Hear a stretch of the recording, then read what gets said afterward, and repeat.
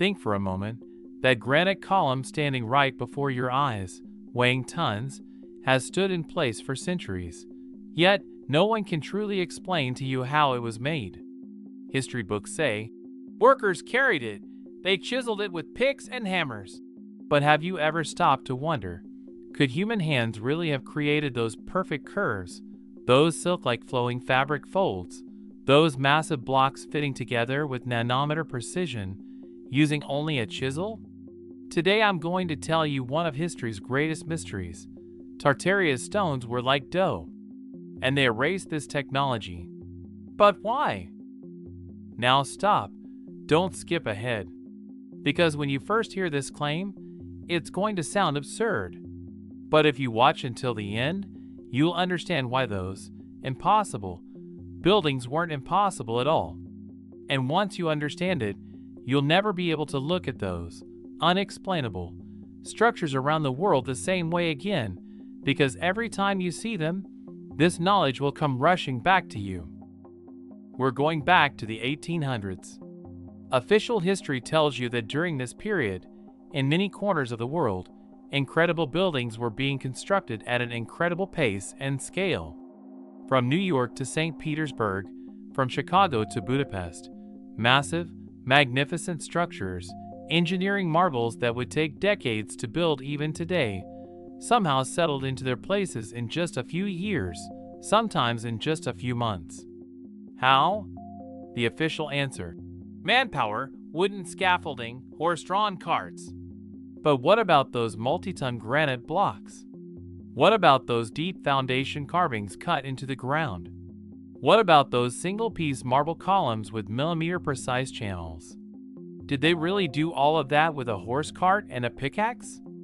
That makes no sense to me. Something doesn't add up here. And this inconsistency is no coincidence. Those who know the Tartaria theory understand. A lost civilization, a lost technology, and a history systematically erased. But in this video, we're focusing on the least discussed, most striking dimension of the theory: stone softening technology. The mysterious knowledge that allowed Tartaria to build its massive structures so quickly and so perfectly, the art of kneading stone like dough. Across the world, traces of stone being softenable appear in the written records and oral traditions of different cultures.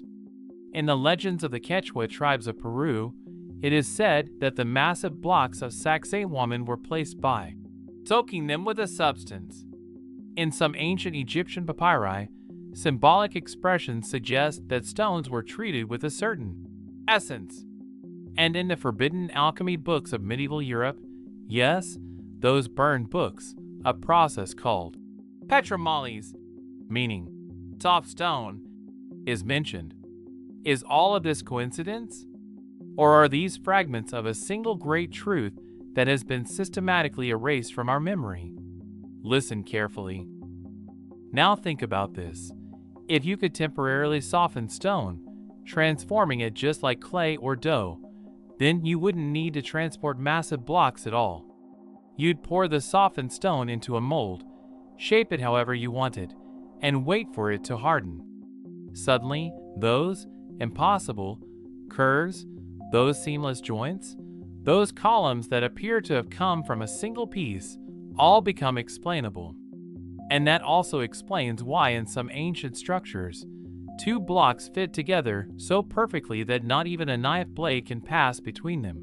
Yet, in another section of the same structure, the craftsmanship looks almost crude, because different sections were built using different methods. Some were poured, some were chiseled. Which ones are more perfect? The poured ones. Every single time. And this is where we need to talk about sculptures. Because this theory doesn't just explain construction, it rewrites the entire story of art in the ancient world. Think about those Greek and Roman statues, Venus's draped fabric dress, the incredible muscular tension of the Laocoon group, Bernini's The Rape of Proserpina. Have you ever seen the scene where Pluto's fingers press into Proserpina's thigh as he grabs her leg? The marble sinks beneath his fingertips like real flesh. Could a human being create that detail with a chisel? Maybe, perhaps a very gifted master sculptor. But if dozens, hundreds, thousands of sculptures from that era are all of this quality, are we praising them simply because they were chiseled? Or was that stone, in that moment, as flexible and responsive as living matter? Think about it. Some sources go even further. They say the stone didn't just take shape, it breathed. The surface of certain ancient sculptures, when viewed under the right light and from the right angle, displays a texture that resembles the veins pulsing beneath real skin. Is this an illusion? Maybe. Or maybe that stone, while being worked, was truly as alive and fluid as biological matter. And this isn't just an aesthetic observation. It suggests that this technology was connected to human biology, to nature, perhaps to frequencies and vibrations we don't yet understand.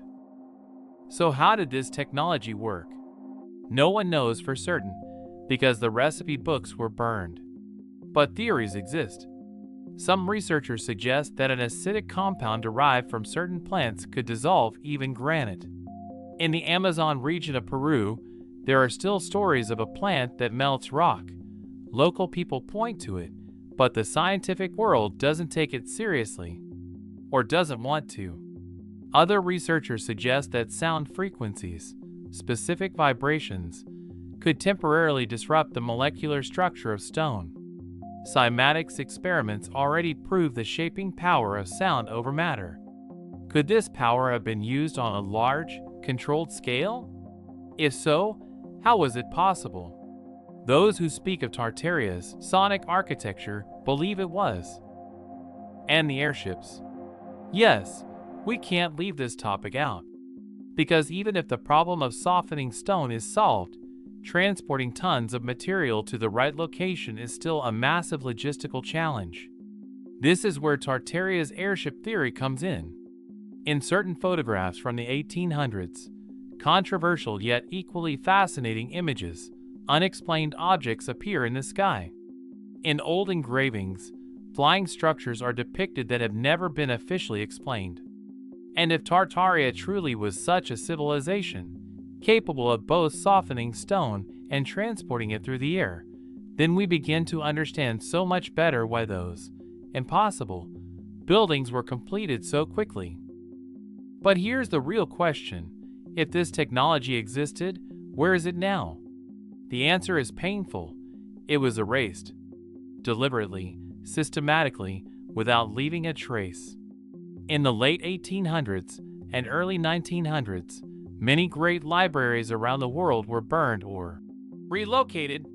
During that era when history was being rewritten, the contents of certain books weren't just censored, they were physically destroyed.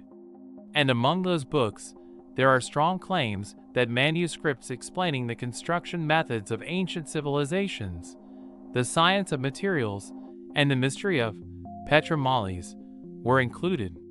Not just history was erased, the technology was erased too. Because a society that possesses this technology has no need for the system they built for us. It builds its own buildings, creates its own world, tells its own story. And perhaps I should end with this video's most unsettling question. If you rediscovered that technology today, would they let you use it? And if they did, what would you build with it?